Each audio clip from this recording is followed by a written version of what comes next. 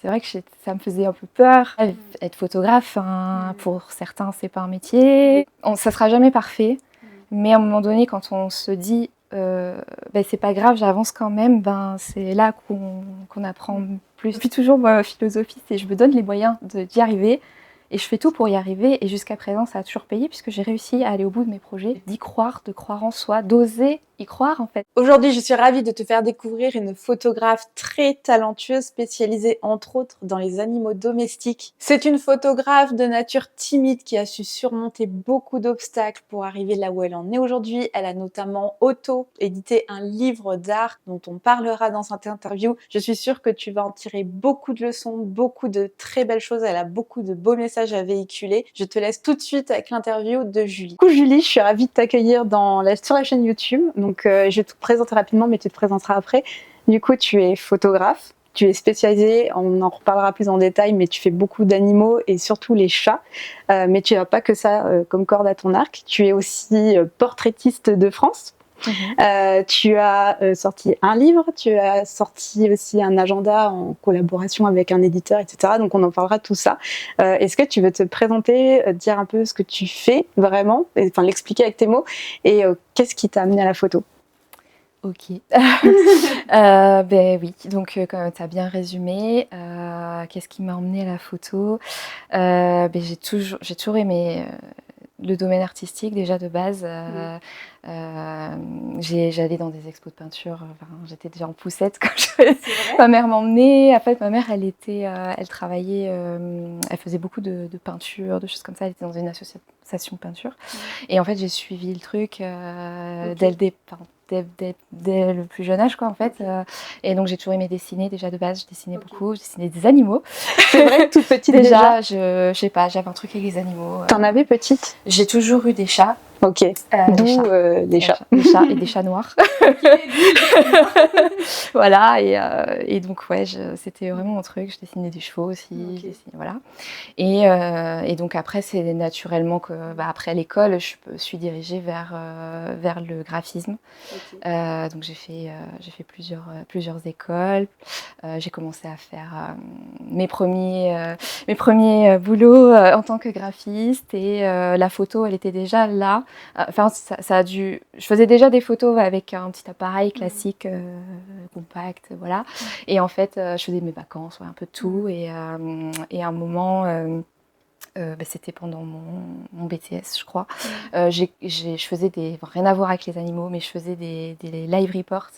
Avec mon mari qui, lui, écrivait les articles, et moi, je les illustrais en photo. Et donc, on faisait les festivals de musique, les groupes de métal, de rock, tout ça. On était à la grosse radio à l'époque. Et du coup, j'ai commencé par, je pense, le plus dur en photo, la basse lumière et le mouvement. Et j'ai appris comme ça, en fait, sur le tas, déjà en faisant ça.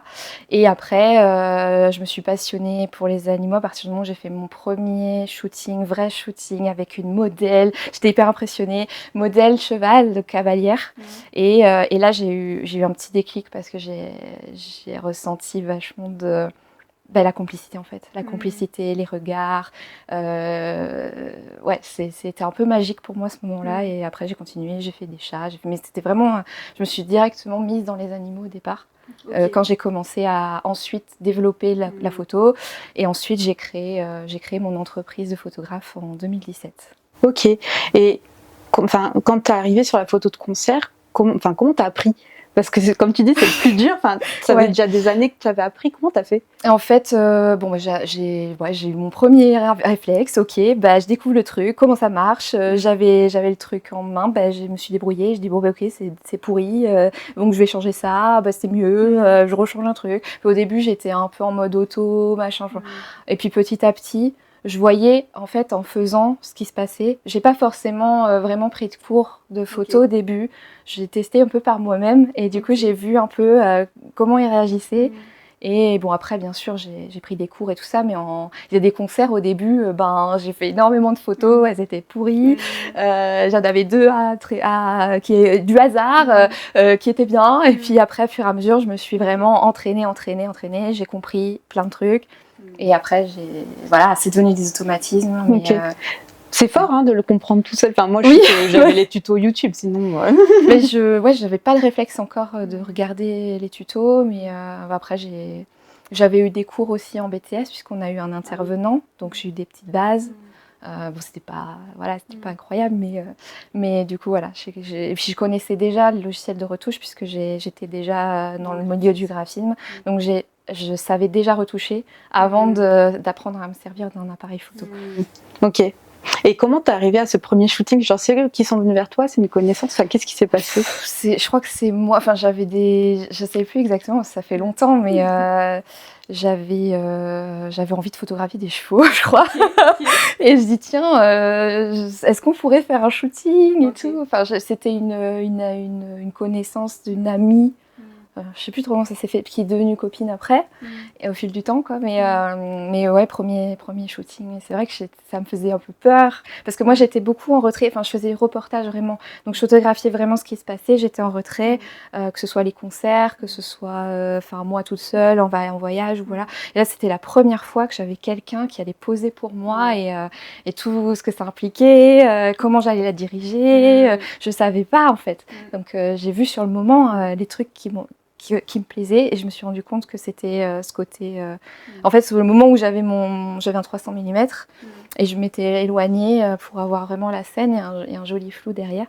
Et là, je sais pas, le cheval était assis, elle était assise à côté, et ils se parlaient, et à un moment le cheval il mangeait il a laissé échapper une touffe d'herbe, et j'ai capturé ce moment-là de la touffe d'herbe qui est tombée, genre ils discutaient, et puis un scoop, tu vois. Enfin, je sais pas, je me suis fait ma petite histoire, et je trouvais ça trop cool, parce que moi je savais pas ce qui se racontait, j'étais assez loin, mais je trouvais ça trop marrant. Et je sais pas, enfin après c'est venu comme ça. Puis elle faisait aussi des figures avec les jambettes, tout ça, des choses un peu sympas. Voilà, et du coup j'ai eu des photos qui me plaisaient, parce que le cheval il était très élégant. Déjà j'avais ce côté mise en valeur de l'animal qui était assez présent déjà dès le départ, que je voulais. Et voilà. Okay. Et après, donc là, c'était ta première expérience, c'était de la collab du coup? Oui. Okay. Oui. J'étais pas sûre du résultat, je savais pas, j'apprenais, donc non, j'étais même pas à mon compte encore, c'était juste des tests. Ouais, ok. Et tu avais déjà ton boulot de graphiste à côté? Oui. Ok. Oui. Et comment tu as évolué après, une fois que tu as fait cette première séance un peu de déclic? Oui. Qu'est-ce qui s'est passé ensuite jusqu'à ce que tu te dises ok, c'est ça que je veux faire, je me lance, même si c'était en parallèle d'un métier, mais... je crois que j'avais vu déjà des photographes qui faisaient que de l'animalier à l'étranger, parce qu'en France ça se faisait pas trop, c'était quoi, 2016 peut-être. C'était pas explosé comme aujourd'hui, et donc j'avais vu des photographes, je crois, en Suisse qui faisaient ça, et je dis mais c'est trop cool en fait, je trouve ça chouette, j'ai envie de faire la même chose.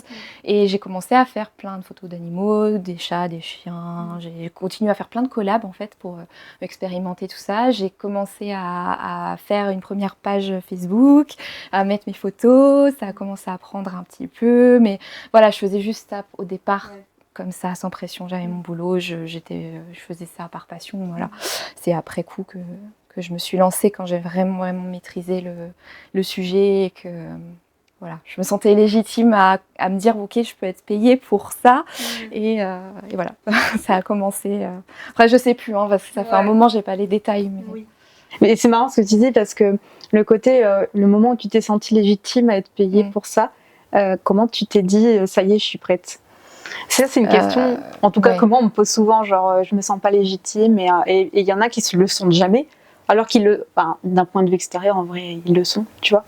Mais comment tu te l'es dit?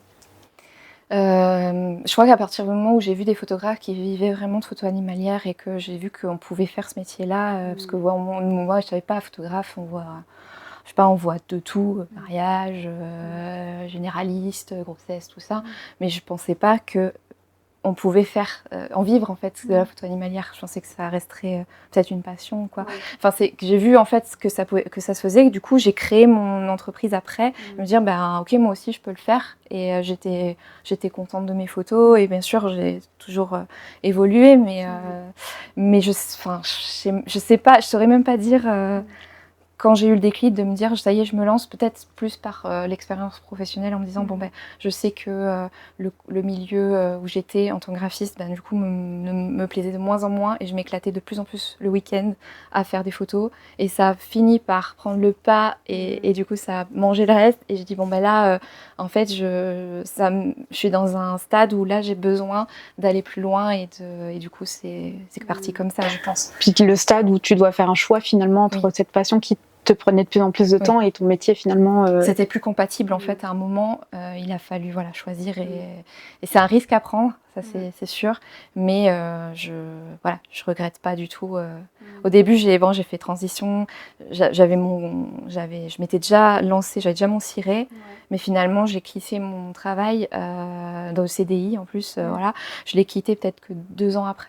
Parce que là, toujours la peur de se lancer, les proches qui ont peur aussi pour nous, parce que c'est, voilà, être photographe, hein, pour certains, c'est pas un métier. Enfin, il y a plein de choses, quoi, voilà. Il fallait, et puis moi, je suis de nature timide, je travaille encore dessus, et je pense j'ai dû travailler aussi sur moi pour monter une entreprise, enfin, voilà, c'est pas rien, donc... Ouais, mais c'est marrant parce que j'avais la discussion avec un entrepreneur. Il fait pas du tout de la photo, mais il est dans le freelancing, etc. Et il dit j'ai l'impression que c'est impossible de réussir en tant que freelance quand on est extraverti. Lui, il me disait. Et moi, je suis une extravertie, toi, tu es une introvertie. et ça m'avait vexée. Je me suis dit, non, on peut y arriver quand même quand on est extraverti. Au contraire. Et toi, tu as la sensation inverse que du coup, c'est plus un handicap d'être introverti qu'extraverti. Parce que là, j'ai dû travailler sur moi pour aller vers les autres, pour vraiment me vendre. Enfin, voilà, ça, j'ai dû travailler dessus parce que moi, voilà, j'étais bien derrière mon petit truc, mon écran, mon appareil photo. Je dérangeais pas les gens. Enfin, c'est pour ça la partie reportage, ça m'allait bien parce que je faisais mes petits trucs dans mon coin. Mais à partir du moment où j'ai dû prendre des vrais modèles et que j'ai dû diriger et que les gens ils attendaient vraiment de toi que tu les guides, et enfin voilà, c'est sûr que c'est autre chose. Mais du coup, j'ai appris, j'ai pris confiance en moi parce qu'il y a beaucoup de ça. Et au fil du temps, ça va de mieux en mieux et même encore aujourd'hui, je continue. Voilà. Mais c'est intéressant ce que tu dis aussi parce qu'on sent que tu as avancé malgré le doute en fait. Tu sais, des gens, des fois, ils bloquent parce qu'ils doutent et ils attendent d'avoir des réponses. Et en fait, comme tu dis, tu as avancé et tu as les réponses après. Donc, c'est ce qui te fait avancer. Ok. Il ne faut jamais penser... ça ne sera jamais parfait, mais à un moment donné, quand on se dit c'est pas grave, j'avance quand même, c'est là qu'on apprend plus, parce que si on attend à chaque fois d'avoir la perfection, on n'avance pas. Et après, t'as la frustration. Oui. Ok, trop bien. Et donc là, après, tu t'es mis 100% à ton compte. Oui. Juste avant Covid. Oui. Est-ce que tu es OK pour qu'on parle de cette période Covid, justement, qui était une cata pour beaucoup de, notamment les photographes. Surtout que toi, c'était tes débuts, donc tu n'avais pas encore un business qui roulait. Ça faisait 2 ans. J'ai monté l'entreprise en 2017, le Covid c'était 2020. 2020, donc en fait j'ai eu 2018-2019 où j'ai pu monter vraiment ça commençait quand même à prendre. Ça commençait à prendre. Puis en-delà de l'animalier, je faisais du mariage, je faisais d'autres choses qui faisaient que tout ce qui était, tout réuni en fait, me permettait d'avoir un salaire. Et grâce quand même aux aides, voilà, il y a eu la FFPMI aussi qui a beaucoup communiqué sur tout ça. Alors, juste une petite aparté, la FFPMI, pour ceux qui ne savent pas ce que c'est la Fédération française de photographie et des métiers de l'image qui a beaucoup œuvré, notamment pour les droits des photographes pendant le Covid, mais pas que. Voilà, c'est vraiment une fédération qui défend le métier de photographe et dont on peut adhérer. Donc voilà, si tu veux en savoir plus sur la FFPMI, je te mets les liens en description. Je te laisse avec la suite de l'interview. D'ailleurs, c'est suite à ça que j'ai adhéré et qui donnait plein d'informations. Et franchement, c'était génial parce qu'on ne savait pas du tout ce qu'on mettait les pieds, ce qu'on avait le droit de pas faire. Ça changeait tous les jours, les kilomètres, les machins. Et puis tout le monde qui annulait, la peur instaurée. C'était très compliqué. Tous les reportages de mariage déjà, voilà, c'est les séances. Ça a suivi. C'était compliqué. Mais grâce au fait que j'avais cotisé pendant 2 ans j'ai eu quand même droit à des aides pendant les mois où vraiment c'était fermé, quoi. Et du coup, bon, ça m'a permis de pas être sans rien et de quand même... c'est sûr, hein, c'était pas... Mais à côté de ça, j'ai fait autre chose. En fait, je me suis mis sur mon site internet, la com, les Instagram, machin. Tout ce que j'avais pas le temps de faire en temps normal parce que fallait gérer les shootings. J'ai fait autre chose. Et puis c'est tout. Enfin, en fait, il faut réussir à mettre l'énergie au bon endroit à ce moment-là par rapport au contexte, quoi. Ouais. Mais est-ce que tu dirais justement que cette période, finalement, ça t'a permis d'asseoir finalement ton site internet, tout ça, une partie communication, une partie un peu structure? Oui, peut-être. Enfin, on se remet en question, on se dit qu'est-ce qui se passe, est-ce que je vais m'en sortir, est-ce qu'on se pose plein de questions, on se met à broyer du noir aussi parce qu'on ne sait pas ce qui nous attend, est-ce qu'il va falloir que je retrouve un travail, enfin ça cogite, hein, évidemment, c'est pas simple, mais au final, ça a très vite repris. J'ai pas eu besoin de... De toute façon, à chaque fois, c'est pareil. Dès que je commence à baisser, à me dire comment je vais faire, est-ce que je vais avoir des clients, est-ce que ça... 3 jours après, j'ai 5 mails. Ça reprend. Et j'ai jamais eu ce moment où je me dis non mais là c'est vraiment la cata, il faut vraiment que je fasse quelque chose. Mais ça aussi c'est quelque chose d'important parce que je pense que peu importe le métier freelance, c'est comme ça, mais tu as toujours le ça.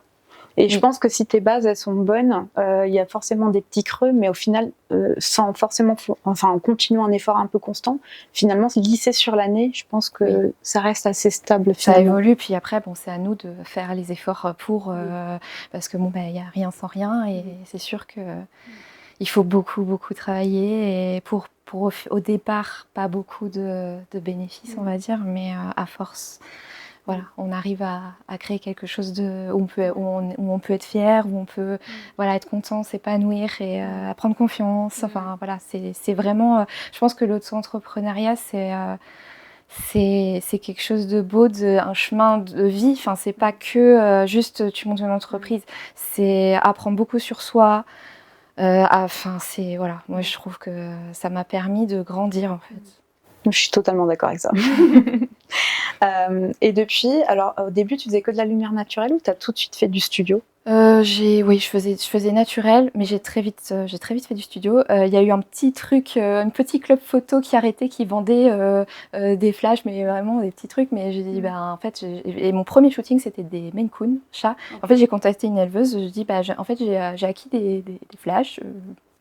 Voilà, je savais même pas m'en servir. Je dis on va tester comme ça. Je dis je branche, ça marche tant mieux.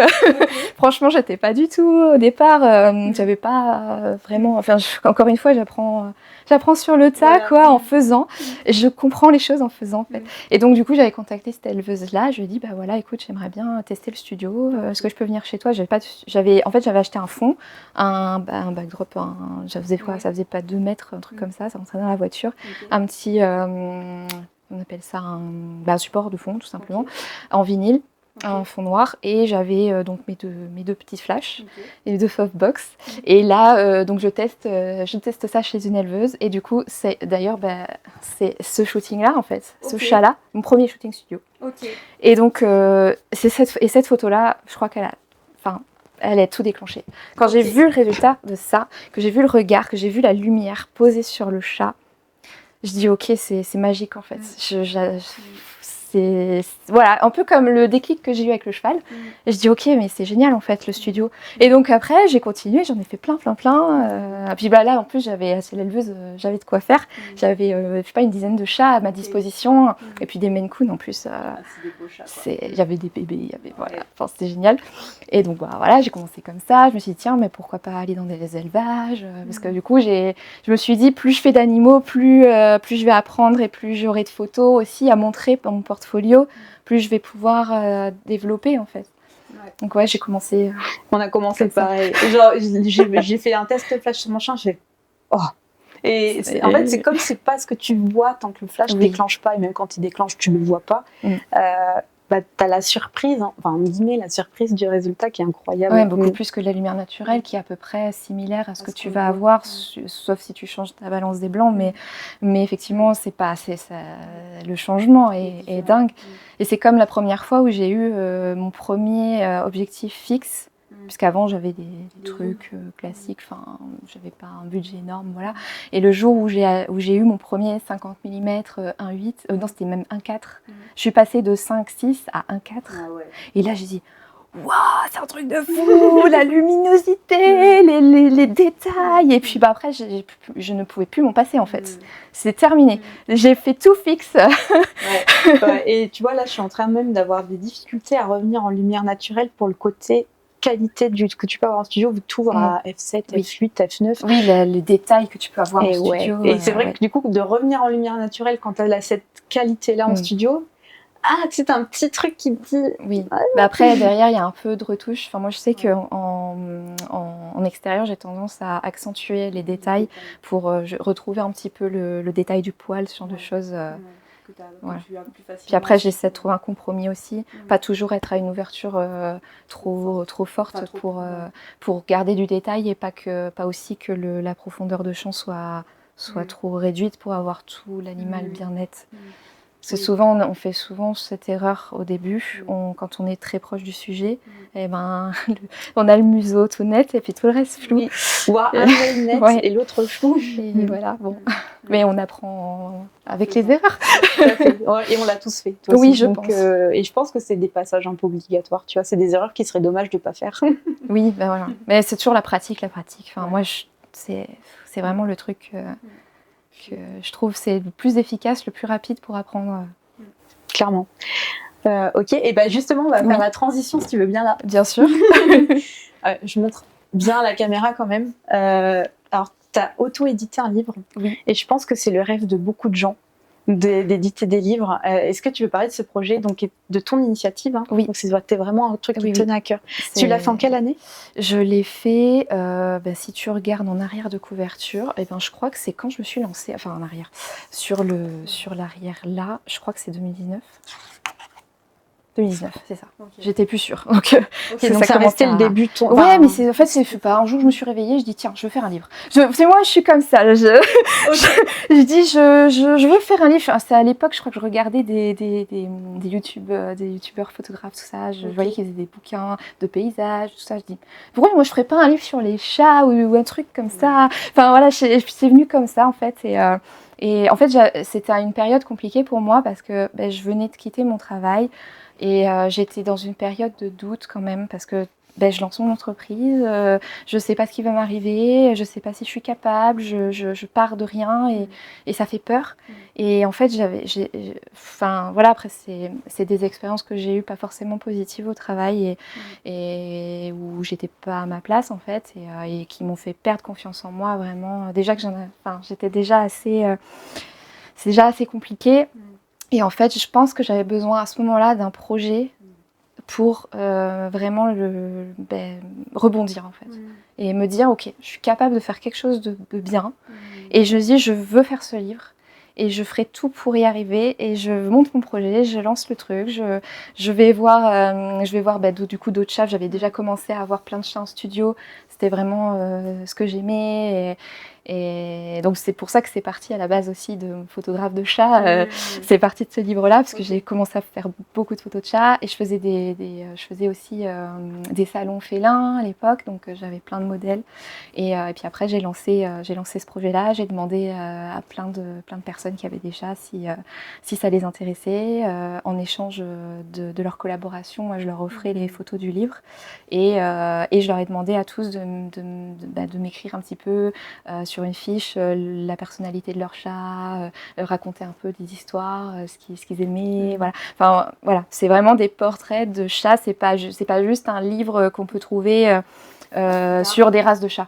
En fait, chaque chat a sa personnalité, a sa petite histoire, et c'est pas n'importe quel chat, c'est ce chat-là que j'ai photographié.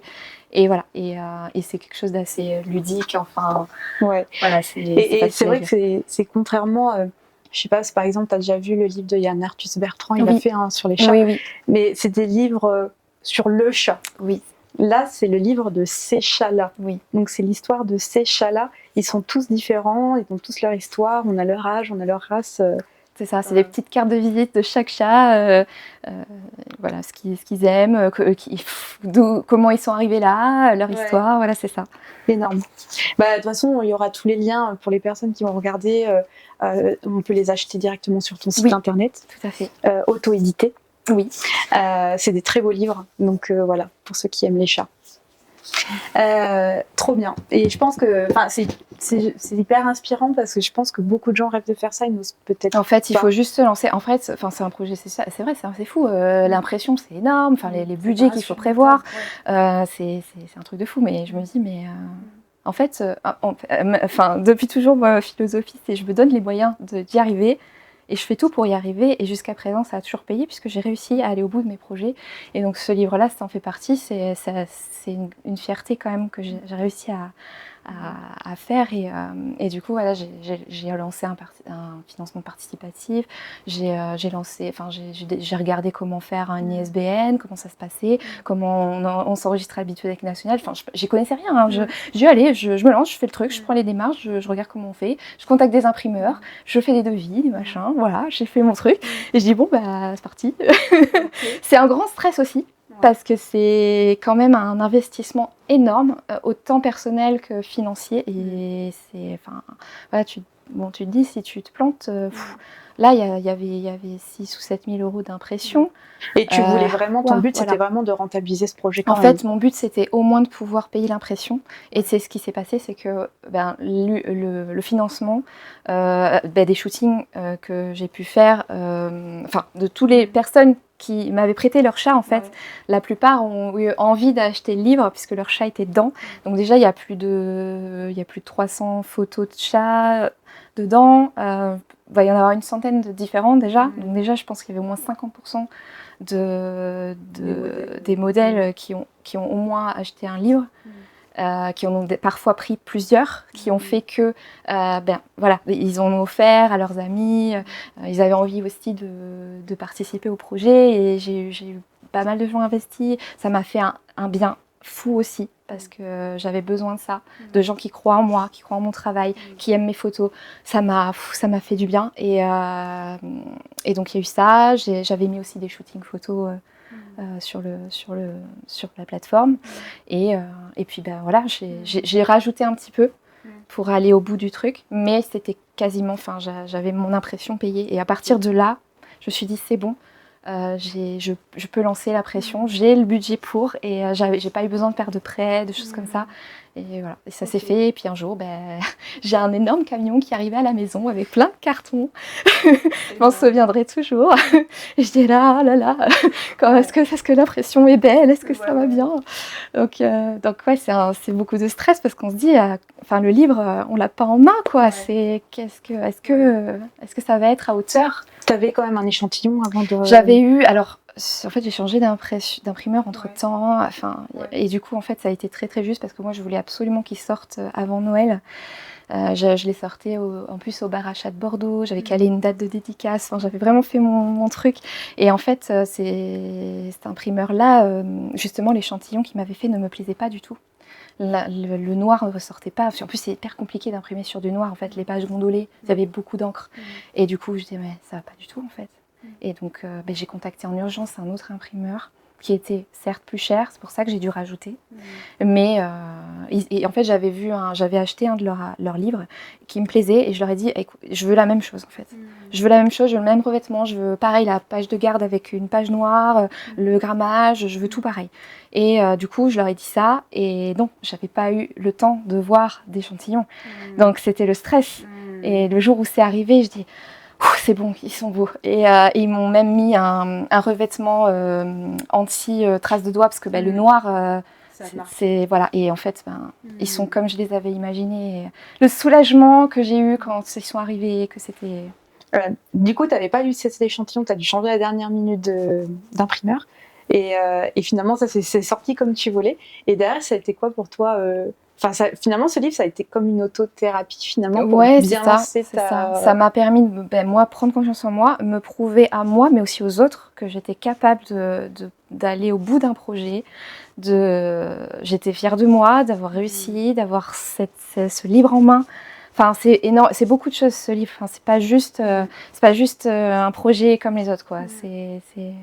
C'est sûr, ça a été une thérapie, mais aussi plein de choses, quoi. Voilà. Puis d'aller au bout de ce que je voulais faire. Et du coup, je me suis dit, ok, maintenant que j'ai réussi ça, plus rien ne peut m'arrêter. Je peux tout faire, je peux y arriver. J'ai un projet en tête, je le fais, je vais au bout. Malgré les difficultés, malgré les doutes, malgré tout ce qui peut se passer, parce que comme l'auto-entreprise, tout est des montagnes russes, d'émotions, de plein de choses, et ça nous fait évoluer aussi. Et voilà. C'est un beau message, j'adore. Et est-ce que tu as eu des doutes sur ce projet, des moments où tu as failli lâcher? J'étais jamais sûre que la cagnotte allait arriver au bout. Hein. Ouais. C'est évident que... Toi, c'était une condition pour que le livre sorte? Oui. Ouais. Si j'avais pas le budget, j'ai démarré, j'avais pas du tout de trésorerie. C'était impossible de sortir 6 000 € comme ça, c'était pas possible. Et puis, vu que je l'autofinançais, j'avais rien. Donc, j'ai tout. Ce qui est l'avantage, c'est que j'ai tout choisi. J'ai choisi le format, j'ai choisi ce que je voulais faire, le texte, tout. Donc, c'est super chouette de voir son projet aboutir. Mais c'est vrai que non, j'étais sûre de rien. Je me suis dit, je lance ça. Si ça marche pas, les gens sont remboursés. Et puis voilà. En fait, j'ai pas beaucoup de risques à prendre au final. Juste, voilà. Le temps, là, c'est même pas la peine. J'ai passé des mois et des mois et des mois à faire des shootings de chats. J'avais même pas encore mon studio de fait. Je poussais les meubles et puis je montais mon petit studio portable où j'allais avec l'élevage là. Et je faisais comme ça en fait. Les gens venaient avec leurs chats, ou sinon je faisais en salon félin aussi, où j'allais voir les chats qui me plaisaient et je leur proposais le projet.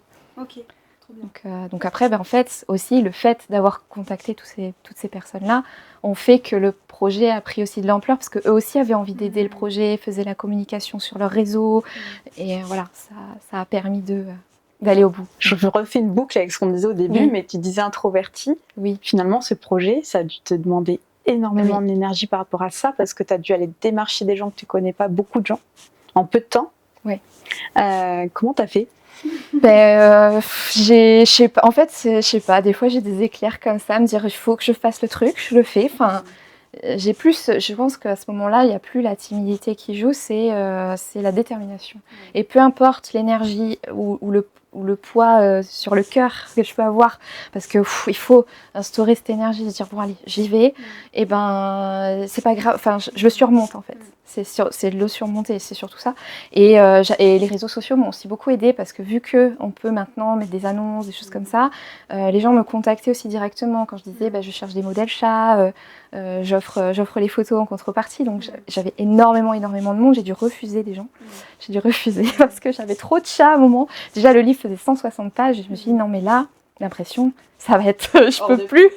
Et du coup, j'ai dû réduire et me consacrer sur certaines races ou certains chats différents. Et après, j'ai fait des recherches par chat que je voulais. Et en fait, ça s'est fait super bien. Et moi, je me suis rendu compte que c'était pas si difficile et que les gens étaient contents. En fait.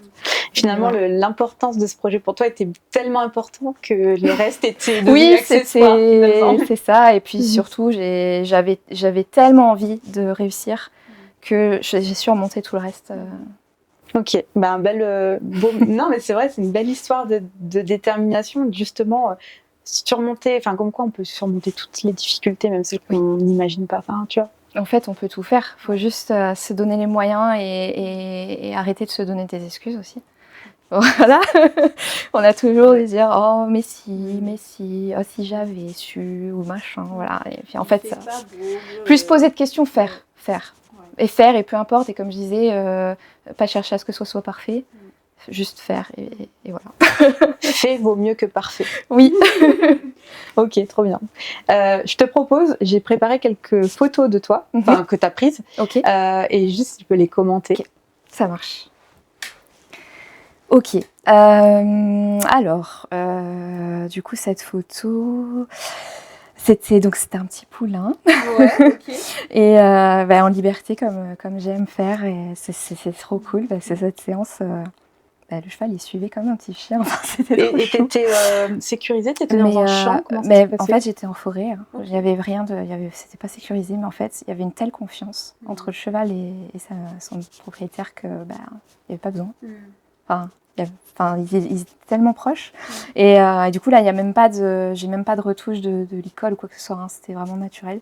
Et voilà, la lumière que j'aime, le contre-jour, le coucher de soleil, pour le côté un petit peu magique. Voilà, c'est du lieu que j'aime beaucoup. Et puis voilà, la proximité de la propriétaire et son cheval, le lien qu'il y a, qui est présent, les regards, enfin, même si elle, on voit pas bien ses yeux, mais on voit la proximité, le lien avec les mains qui le caressent, le cheval qui est hyper détendu, et puis on voit ses oreilles bien attentives.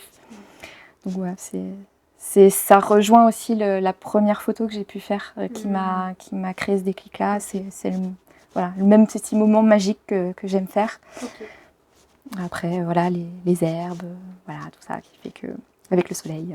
Le côté, toi, c'est vrai que dans ton style, en dehors du studio, en lumière naturelle, t'aimes bien le côté vraiment champêtre, j'ai l'impression naturel, donc tu joues plus avec la lumière finalement. Naturel, et autant sur les animaux que sur le décor et l'humain. Enfin, je veux dire, les animaux, je fais très peu de photos, des chevaux par exemple montés. C'est vraiment comme ça, au naturel, sans artifice. Et la connexion, la relation. Et l'animal dans toute sa splendeur, comme il pourrait. Voilà. C'est ce que je préfère. Ok, trop bien. Bah, tu peux passer à suivant. Ok. Dans l'autre sens. Alors, les petits chatons. Les petits chatons Harry Potter. Mais du coup, cette séance-là, c'est une éleveuse de Somalie. Donc voilà, c'était une portée de 4 filles. Et là, c'est moi qui l'avais démarché, parce que je lui dis, bon voilà, j'ai les 4 maisons Harry Potter, je vois tellement des photos de chatons avec les écharpes, chacune sa maison, et je fais un petit décor, et voilà, et j'avais envie de tenter ça. Et c'est trop chou cette séance. C'était tellement mignonne, ça me fait craquer. Moi. Tu l'as fait en one shot celle-là? Ou c'est un montage? C'est pas un montage, non. Ah ouais. Non, je fais quasiment pas de montage, à part dans des cas vraiment particuliers, mais sinon non. Là, c'était une séance. Tu avais les 4 là, avec le décor qui était là, la lumière. C'est ça. La petite chatonne qui a la patte sur l'autre, les 4 qui regardent avec leurs petites écharpes. Il y en a même une, elle s'est endormie. Elle s'est endormie en pleine séance, et j'avais fait des photos dans la boîte avec l'écharpe trop sollicités. C'est tellement chou. Ça bouge dans tous les sens. Mais moi, c'est vrai que je fais énormément de photos, donc j'arrive toujours à avoir la bonne photo qui va bien. Trop bien. Voilà, après, et c'est toi qui avais tricoté des écharpes? Non, du coup, c'est pas moi. Non, je suis passée. Je fais beaucoup de choses, mais je fais pas. Et c'était une dame passionnée qui aimait justement mes photos de chat, et me dit, oh, c'est trop rigolo. Ah ben ouais, je veux bien faire des écharpes à leur taille et tout. Mais juste comme ça, pour le délire, elle avait adoré. Et du coup, j'ai super gentil, quoi. Elle m'avait donné ces écharpes là. Et après, j'ai fait un petit décor avec ce que j'avais, quoi. Voilà. Trop bien. Okay. Petite séance mignonne. Alors, ça, c'est quelque chose qui est un peu débat, parce qu'il y a beaucoup de gens qui n'aiment pas trop les serpents. Même, ne serait-ce que de voir la photo, il y en a, ils ont un peu de mal. Mais il y aurait une migale, c'est pareil. Ouais. Après, moi, je trouve ça fascinant, en fait. Les serpents, enfin, il y en a beaucoup qui ont peur. Moi, à partir du moment où le propriétaire gère son serpent, et que je sais qu'il est bien, qu'il n'y a pas de souci, que je sais qu'il ne m'arrivera rien. Enfin, je n'irai pas faire des serpents venimeux, je pense. Parce que je pense que moi, c'est plus le risque qu'il m'arrive un truc que le fait d'avoir un serpent sur moi, ça ne me pose aucun problème. J'en ai déjà eu, et je suis plus curieuse que peur, et j'adore le rendu en studio, les écailles qui ressortent sur le fond.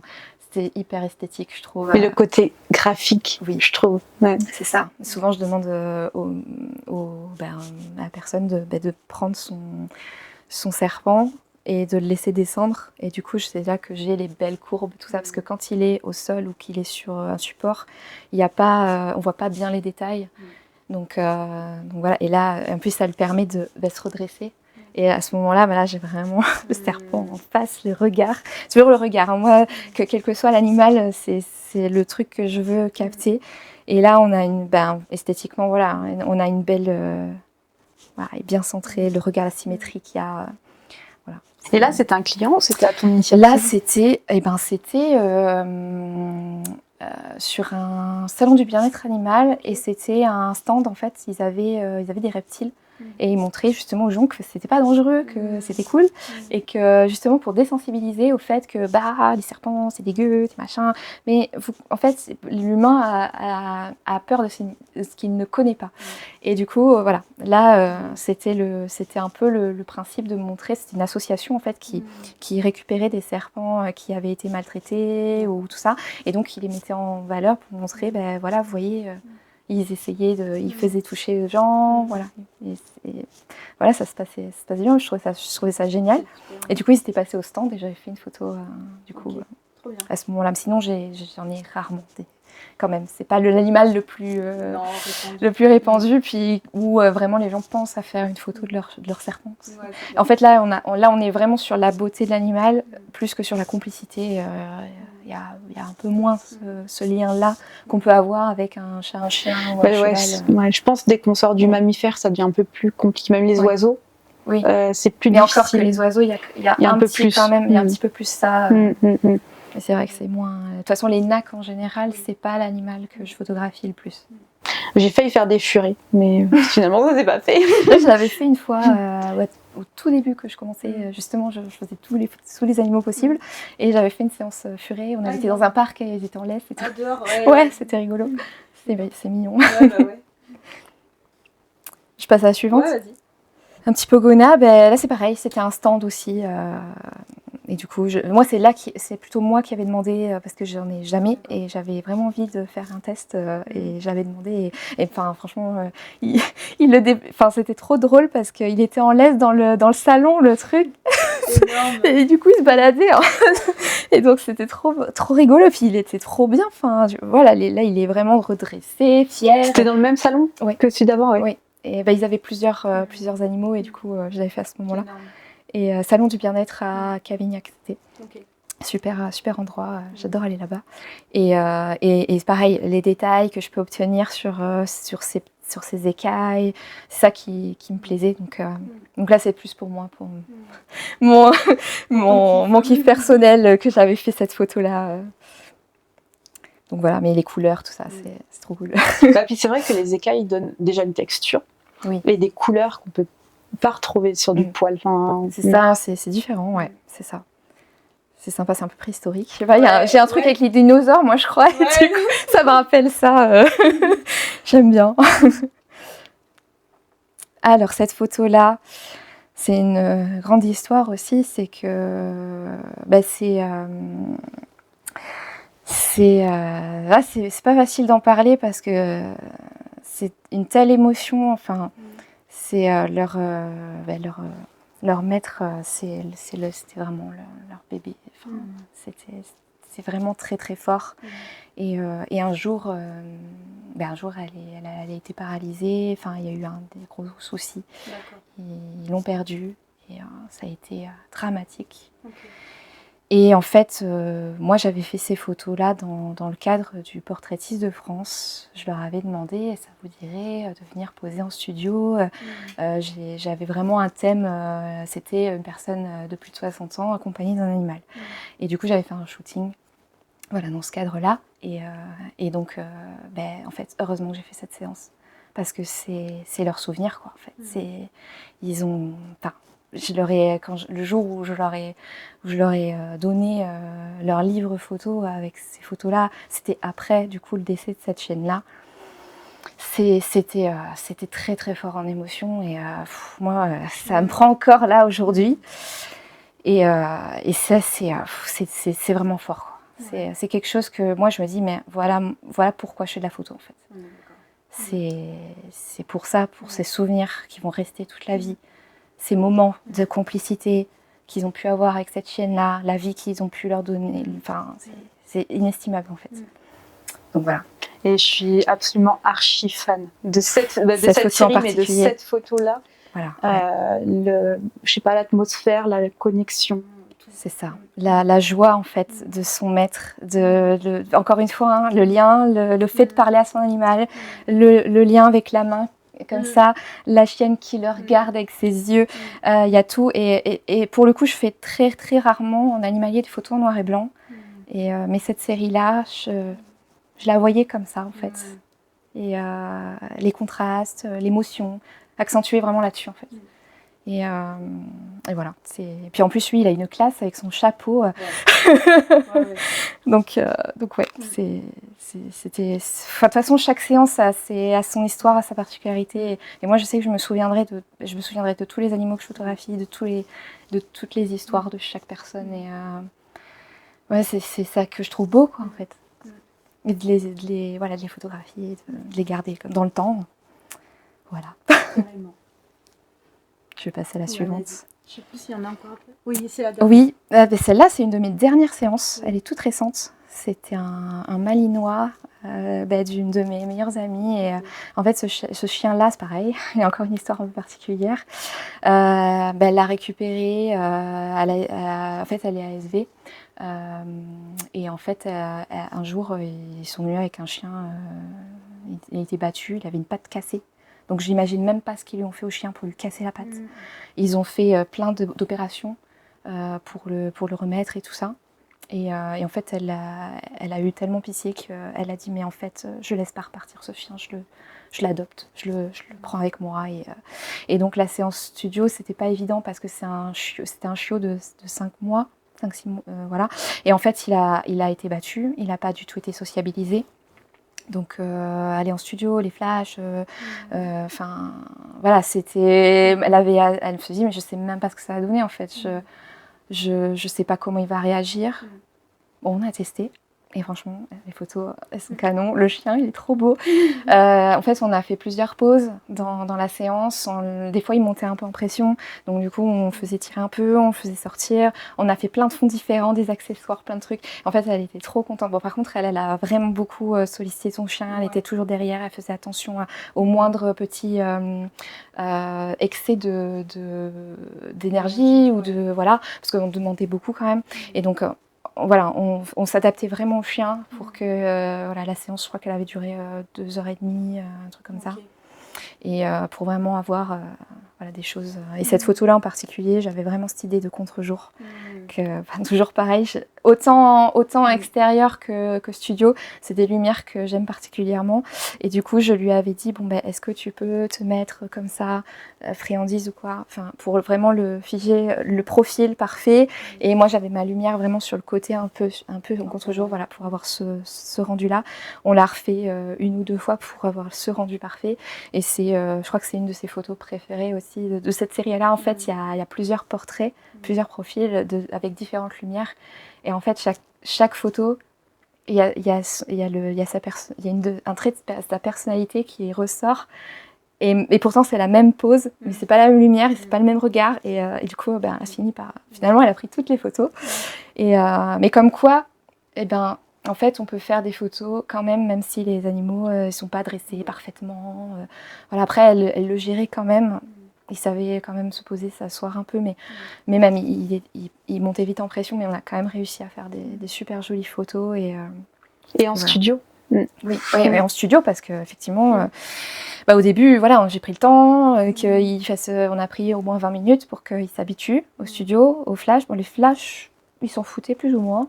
Franchement, c'est rare que ça m'est arrivé une seule fois sur peut-être 300 chiens que le chien ait peur du flash ou du fond ou de l'environnement. Et dans ce cas-là, du coup, j'ai fini par faire les photos en extérieur. Mais ça m'est arrivé qu'une seule fois. Sinon, les chiens, c'est pas tellement... Voilà. Ça, c'est une question qu'on me pose beaucoup, cette question de la peur du flash. Oui. J'ai la même expérience que toi, c'est-à-dire que même les chiens peureux s'en foutent du flash, ils le voient même pas. C'est ça. Par contre, là où j'ai eu plus de difficultés, c'est quand t'es en stand, t'as des bâches Ah oui, avec voilà, le vent qui c'est bouge. ça, c'est Et là, l'environnement voilà. surtout. Et voilà, ou s'il y a un peu de vent qui bouge la softbox, tu sais, le voile de la softbox, là, ils peuvent dire c'est quoi ce C'est quoi truc. ce truc, ouais. Mais la lumière du flash, Ça non, Non. l'éclair, ça marche. L'appareil photo aussi, moi souvent je présente l'appareil photo parce que sur les chiens comme ça, s'ils ont un truc braqué sur eux, ils se disent attends, qu'est-ce qu'il va me faire? c'est impressionnant. Et puis en C'est plus, ça. on est dans des positions bizarres pour eux, ils nous voient debout. C'est ou- ça, ils vont- assis, là, c'est on- littéralement, comme si c'était un fusil quoi. Oui, Enfin, oui, oui. Donc non, ça Puis, assure. puis pour eux, c'est bizarre de voir un humain faire des trucs comme Ouais, ça. ils Ils sont disent, pas- ça, ils ont jamais fait de shooting de leur Non, vie, non, ils savent pas ce que c'est. Autant au téléphone, ils savent, mais donc voilà, il y a un certain temps d'adaptation sur ce type d'animal qu'il faut. J'ai perdu le, j'ai perdu le fil. Mais comme quoi c'est possible en fait. Ouais. Il faut juste Mais- prendre le temps. Il faut prendre le temps, s'adapter. J'en ai une dernière pour toi, c'est Ok. celle-ci. Ah oui, On sort de contexte. ok. Là, on est dans la photo de cosplay, fantasy. Donc, c'est un univers aussi que j'apprécie beaucoup. Je joue énormément aux jeux vidéo. Donc voilà, forcément. Quand j'ai commencé la photo, j'ai aussi fait beaucoup de conventions de cosplayers, voilà, de choses comme ça. Et du coup, j'ai aussi fait comme avec les chats, en fait. J'ai demandé à des cosplayers si je pouvais les prendre en photo. Et cette séance-là, par contre, elle a été cadrée. Voilà, ça avait été en convention, hein, forcément, pour avoir cette lumière-là et ce décor-là. Mais c'est une amie qui est vraiment très, très douée, fait des trucs de dingue. c'est son cosplay. Elle est jury justement ok. de concours cosplay, de choses comme ça. Enfin, c'est un monde, voilà. Et moi, j'ai pu rentrer un petit peu dans ce monde-là à force de faire des photos, de prendre des cosplayers. Mais après voilà, c'est vrai qu'on avait fait cette séance-là. Parce que j'adorais vraiment son armure, elle était incroyable. Et je lui ai dit, mais il faut qu'on fasse une séance. Et ce personnage-là, il est plutôt dans des zones un peu désertiques. C'est Skyrim. Et du coup, on s'est dit, bah tiens, si on faisait des photos à la dune du Pilat, voilà. Et puis voilà, on a fait ça un soir, on est parti.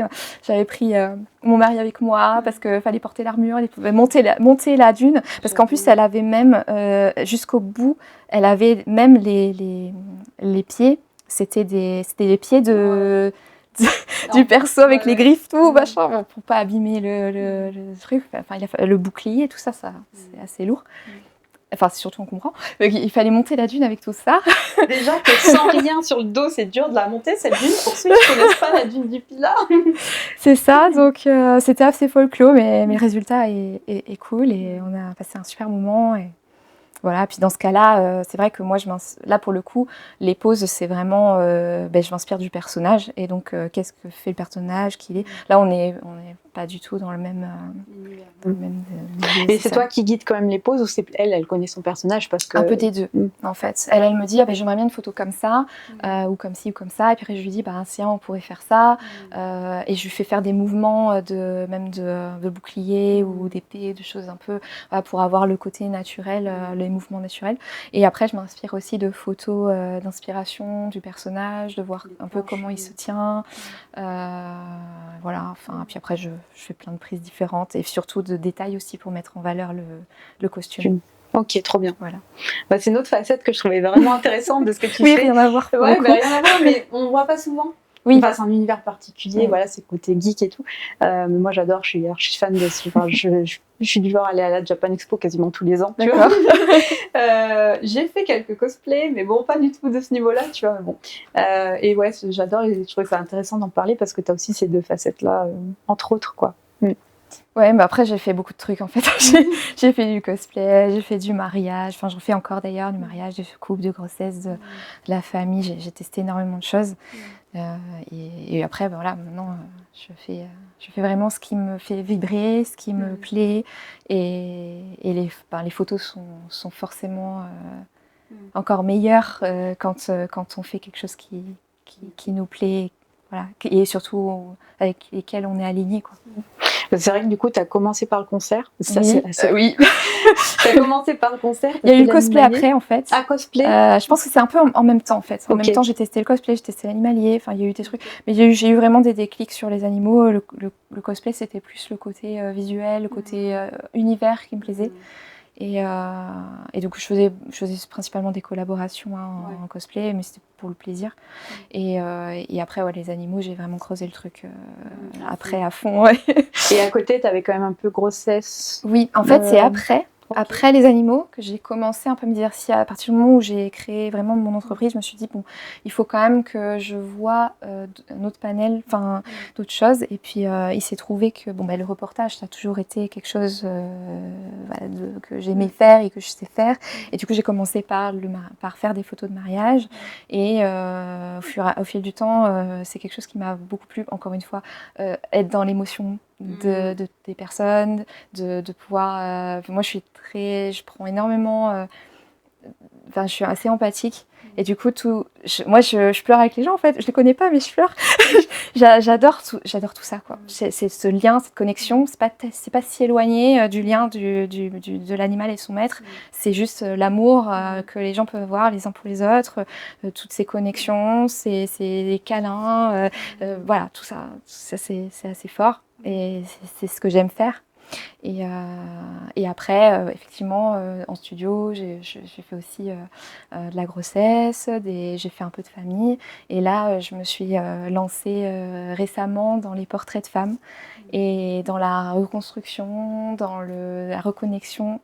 Et en fait, c'est tellement fort quand c'est pareil, je peux en fait offrir le fait de se voir autrement et de se trouver belle sur les photos. Il y en a beaucoup qui ont on a toutes des complexes, je pense. Hein. Et en fait, c'est juste magique de se dire, tu peux apporter ça aux gens, de se dire, en fait, ça a changé quelque chose pour elles, cette séance-là. Elles se sentent plus confiantes, elles se sentent plus belles, plus affirmées. Enfin, au-delà de l'aspect artistique, il y a tout ce panel-là de confiance, de thérapie, et même pour moi, j'ai pu le faire, j'ai pu le tester pour moi, et apprendre à s'accepter en fait. Pas forcément chercher à se voir mince à tout prix ou machin, juste c'est les bonnes postures, ce qui va mettre en valeur la personne et apprendre à voir les belles choses qu'on a déjà. C'est ça. C'est ça. En fait, moi, je me dis, mais moi, j'ai la chance de me dire, mon corps, il me supporte, il me permet de faire des choses chaque jour, de faire mon métier, de pouvoir courir, de pouvoir faire des reportages, des trucs de fou des fois. Je tire parfois sur la fatigue et tout, et il tient le coup, et je me dis, rien que ça, en fait, je me dis, mais c'est déjà bien, en fait. Et on a tendance à l'oublier. Donc on est souvent très, très négatif avec soi-même. Souvent, on est les plus durs avec nous-mêmes. Donc voilà, là, on prend une journée, maquillage, coiffure, habillage, on fait plein de tenues, plein de trucs. Et du coup, tu collabores avec d'autres coiffeurs maquilleuses surtout. Je trouve que c'est important, le maquillage, ça met vraiment en valeur. Dès le maquillage, en fait, il y a un avant-après. Et il y a un pouvoir là-dessus. Et après, ça ne fait c'est qu'un effet crescendo, quoi. Et puis moi, je le vois au fil du temps, les personnes, elles se transforment, quoi. Du début de séance où elles sont un peu pas à l'aise et tout. Et en fait, après, elles s'éclatent, on rigole. Et puis à la fin, le résultat, il est là. Et j'ai des larmes de joie. C'est génial. J'adore faire ce métier aussi. Pour ça, du coup, il y a plein de facettes que j'aime. Et au final, j'ai quand même un point commun quand même dans tout ce que je peux faire. C'est ce côté humain, ce côté émotion qui est présent. Et j'ai l'impression que dans ton discours, il y a le côté amour qui est très important. Le côté, finalement, dans tes photos, on retrouve beaucoup de joie quand même. Oui. C'est quand même un fil conducteur de tout ce que tu fais. C'est pas le cas de tout le monde. Il y en a qui aiment bien mettre de la mélancolie, d'autres choses. Toi, tu restes beaucoup dans ce côté amour, joie, connexion. Je pense que c'est un peu ton émotion, parce que en mariage, après c'est des larmes de joie en général que je prends, mais il y a ce côté émotion dans tous les sens du terme en fait, et retranscrire ça par la photographie et en fait, moi, voilà, par exemple, je ne ferai pas de photos de mode, ou je ne ferai pas de photos parce que ça ne me parle pas. Pour moi, c'est vide. C'est de l'esthétisme froid. Après, il y en a qui le font, voilà, très bien, il y a des très belles choses, mais voilà. Et moi, ça ne me fait pas vibrer ça. Et tu vas voir les plus belles filles du monde, mais non, voilà, il manque d'humanité, je crois. Je comprends. Mais c'est vrai que moi, la mode, je ne suis pas trop sensible à ça non plus. Ouais, mais on en parlait, par exemple, toi, tu fais aussi de la couleur, du noir et blanc. Par Oui. exemple, le noir et blanc, moi, ça me parle pas. J'ai besoin de couleur. Mais toi, ça te raccroche à certaines émotions. C'est ça. Moi, Voilà. c'est ce côté-là, contraste, parce que c'est noir et blanc particulier aussi. Je des noirs très profonds. Parce que c'est ce que j'aime, autant noir et blanc. Enfin voilà, après je les travaille comme ça, mais ça met en valeur justement ce côté émotionnel. Et dans le cas des animaux, je l'utilise, comme je te disais, très très peu parce que j'aime quand même voir le pelage de l'animal, les couleurs de la pupille. Enfin, les couleurs font partie de l'animal, de la personnalité. Autant dans un reportage, je peux faire beaucoup plus de noir et blanc parce que je vais avoir des scènes de vie, je vais avoir des choses qui vont s'y prêter un peu plus. Puis je pense après la difficulté du noir et blanc avec l'animal, surtout les mammifères, il y a le poil. Mais du coup, quand on veut faire un beau noir et blanc, il y a un côté contraste, on peut venir casser la douceur du poil aussi un peu facilement aussi. Oui, donc bon, après ça peut convenir dans certaines ambiances, mais bon. Bah là, voilà, je l'ai fait une seule fois avec Zelda, ma minette. J'avais testé un contre-jour, mais bon, elle est noire, donc noir et blanc, ça passe. Et pareil, le chien là, on a vu la photo tout à l'heure, c'est un chien noir. Mais il y avait ce côté contraste qui me plaisait vraiment. Je trouvais qu'elle avait beaucoup plus d'impact en noir et blanc. Après, c'était parti pris aussi artistique, plus qu'autre chose, mais voilà. Et bon, je reboucle encore un peu en arrière, mais portraitiste de France. Oui, c'est vrai qu'on n'en a pas parlé. Ouais. Alors, on en a brièvement parlé du coup avec la photo justement avec le monsieur et son chien. Est-ce que tu vas en parler déjà pour ceux qui ne savent pas ce que c'est portraitiste de France et puis un peu pourquoi tu as décidé de participer aussi? Du coup, comme je te disais, je me suis inscrite à la FFPMI à partir du moment où il y a eu le Covid, tout ça, parce que effectivement, c'était les seuls à défendre auprès de l'État les photographes et dire voilà, nous aussi on a droit à des aides et voilà. Et je pense que c'est grâce à eux qu'on a eu ces aides là. Et pour déjà je veux dire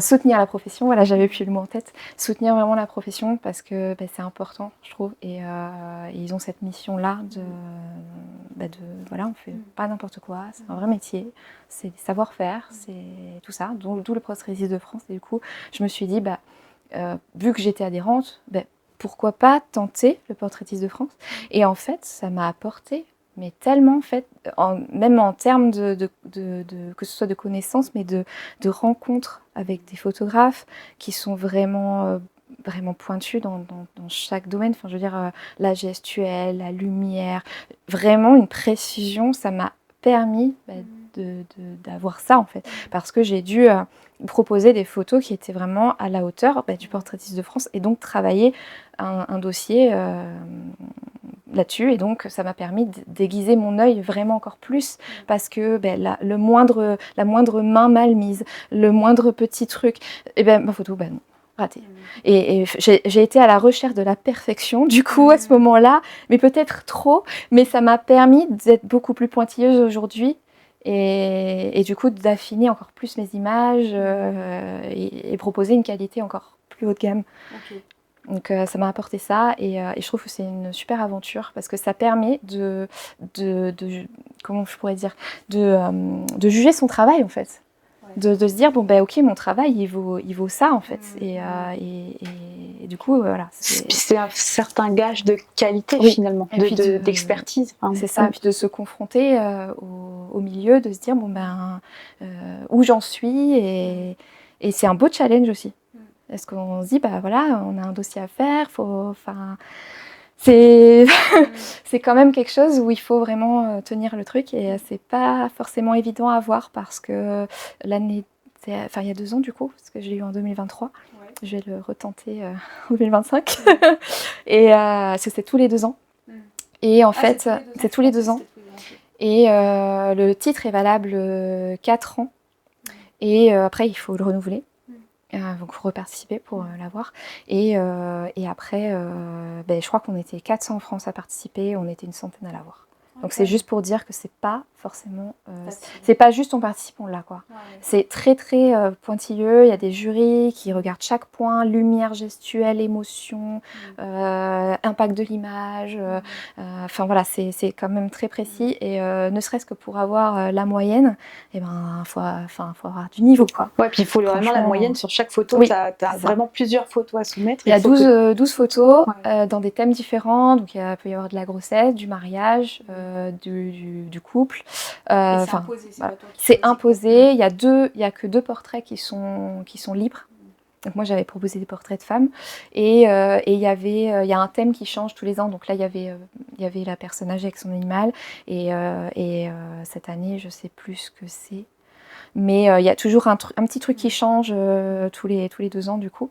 Et du coup, il ne faut pas de photos en dessous, en dessous des autres en fait. Et s'il y a une photo qui est en dessous de la moyenne, ben, on n'a pas le titre. Il faut vraiment que chaque photo il y ait tous les critères et que... tu peux faire 11 photos excellentes, s'il y en a une ratée, c'est foutu. C'est ça, il faut que tout le dossier soit hyper cohérent. Et c'est pareil, quand on met les photos côte à côte, si on a un traitement qui n'a rien à voir l'un avec l'autre, ben, c'est un peu dommage parce que le dossier entier est aussi important pour... Voilà, mais ça permet aussi de travailler sa cohérence, il y a plein de choses. Ce qui est un exercice vraiment particulier que peu de photographes prennent vraiment le temps de faire. Ce côté cohérence, travail de cohérence, peut-être souvent tu travailles la cohérence sur un shooting, mais travailler la cohérence sur plusieurs shootings, sur plusieurs projets différents, en plus dans des univers différents, parce que là, ta grossesse, ta coupe, ta machin. Il faut, sa patte en quelque sorte, il faut qu'on puisse reconnaître son style mais c'est quelque chose de très dur, très difficile à faire. Hein. Le formateur. Mais je pense que ça met des années avant de trouver son style. Et c'est en pratiquant, en cherchant, en faisant ce qui nous plaît et on finit par trouver, et puis en s'inspirant aussi des autres. Mais oui, ça peut prendre très longtemps. C'est sûr que c'était pas du jour au lendemain qu'on trouve son style comme ça. Tu dirais que tu l'as trouvé aujourd'hui ou tu penses que tu vas... Est-ce que tu sens que tu vas vers une autre direction? Est-ce que tu as eu tes changements de direction même peut-être? Parce que mine de rien, ça fait 7 ans que tu es photographe.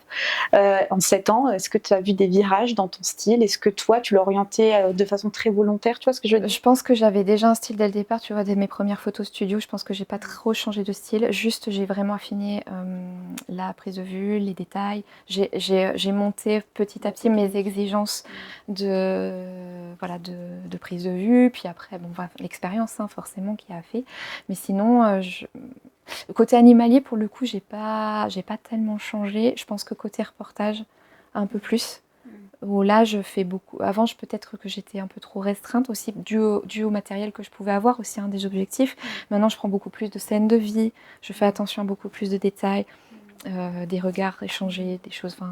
Et je pense que j'ai aiguisé mon œil, mais pas seulement. J'ai aussi aiguisé ma manière d'observer. Et donc, ça a changé ma manière de photographier. Mais sinon, au niveau style de retouche, j'ai peut-être évolué légèrement, mais je reste quand même dans quelque chose d'assez naturel et des photos assez chaleureuses, je dirais. Et d'où le fait que j'aime photographier au coucher du soleil, en contre-jour, pour ce côté un peu chaud. Et en studio, les contrastes à fond, quoi. Et noir et blanc, c'est pareil. Le noir, qu'il soit noir. C'est ce que j'aime, voilà. Jouer avec les ombres, comme tu as pu voir sur mes photos, le clair-obscur, tout ça, c'est des choses que j'aime faire, autant en extérieur qu'en studio, que ce soit sur les portraits de chiens, de chats, ou même boudoir, quand je fais les portraits de femmes. J'aime beaucoup jouer avec ça aussi. Et je pense que finalement, je travaille de la même manière, quel que soit le sujet. Après, c'est vrai que comme tu as eu un passé de graphiste, avec des études de graphiste, peut-être que tu avais déjà un peu peaufiné tes envies en termes de style. Tu vois ce que je veux dire, en termes de colorimétrie? Je pense que niveau prise de vue, peut-être composition d'images, je savais déjà comment je voulais composer mes images. Je connaissais déjà tout ça, puisque dès le départ, je regardais des tableaux. Je voyais comment ils étaient composés. Je pense que niveau composition, j'ai eu un vrai plus par rapport à peut-être d'autres qui ont peut-être appris la composition après la technique. Donc, je pense qu'en fait, l'aspect artistique, je l'avais avant et j'ai dû travailler l'aspect technique, en fait. C'est là-dessus que j'ai eu finalement plus travailler. Mais finalement, je pense que c'est plus facile dans ce sens-là que Oui. dans l'autre. Oui, bah c'est évident, c'est sûr. Parce que sinon, tu restes bloqué dans la technique et souvent, tu vas chercher à améliorer la technique alors qu'en fait, c'est l'autre part qui te manque. Ok, super intéressant. Si tu avais un seul conseil à donner à quelqu'un qui veut faire de la photo, que ce soit un amateur ou en pro, c'est toi qui choisis, lequel tu garderais en premier? Pour résumer un petit peu mon parcours, ce que j'ai pu vivre et tout ça, je dirais aller au bout de ses rêves, d'y croire, de croire en soi, d'oser y croire en fait, et de se donner les moyens de réussir. Persévérance. Voilà, je pense que ce serait ça. Mais je pense que ton parcours, il est hyper inspirant par la persévérance que tu as mise dedans. Ton livre en est un très très bon exemple, je trouve. Enfin, tout l'effort que tu as mis dedans est incroyable. Enfin, en plus, non mais c'est vrai, tu venais de démarrer, ça t'est un peu contre nature par rapport à ton tempérament, c'est vrai. Et comme quoi, bah ouais, t'as dit non, j'irai faire ça. Point. Il y avait pas de plan B. Mais ça c'est mon truc. En fait, on a beau se dire, en fait, ah oui, un autre conseil aussi, ne pas écouter tout et n'importe quoi, et ne pas écouter les autres, et oser se mettre aussi des œillères comme il faut. Non mais se dire, en fait, faire ce pourquoi on croit, et si on croit en ce qu'on fait, ça peut que fonctionner en fait. Et arrêter d'écouter les autres qui disent ouais mais tu n'y arriveras pas ou machin, parce que c'est le meilleur moyen de se décourager, et finalement il y en aura toujours, et il faut voilà, croire en soi, et à partir de là, et voilà, c'est foncer et avancer quoi. C'est un beau message, je pense. Je te remercie beaucoup, Julie. Merci beaucoup à toi. J'ai passé un bon moment. Oui, moi aussi. Et je suis sûre que tout le monde aura passé un bon moment. De toute façon, je mettrai tous les liens de tes réseaux pour ton livre, etc. Donc voilà, toutes les personnes qui veulent suivre le travail de Julie, allez suivre. Voilà, moi, j'adore ton travail. Merci. Et puis, je suis sûre que voilà, tu as encore une très très longue, belle carrière qui t'attend. Donc voilà, merci beaucoup. Merci à toi. J'espère que tu auras pris autant de plaisir et que tu auras tiré autant de leçons que moi lors de cette interview. Tu retrouveras tous les liens pour suivre le travail de Julie, voir son livre en description. Petit aparté, je m'excuse de la qualité des images. J'avais prévu 2 caméras. Il y en a une qui n'a pas tourné pendant l'interview. Donc voilà, j'ai dû faire avec un seul plan du coup. Enfin bon, bref. Donc la qualité de la vidéo est pas terrible. Après, je pense que tu écoutes plus que tu ne regardes ce genre de vidéo. Je ferai mieux la prochaine fois. Et si tu es passionné de photographie et d'animaux domestiques, t'es sur la bonne chaîne. Donc abonne-toi pour d'autres contenus sur la photo animalière. On se retrouve très vite pour une prochaine vidéo. Surtout porte-toi bien et à bientôt. Ciao!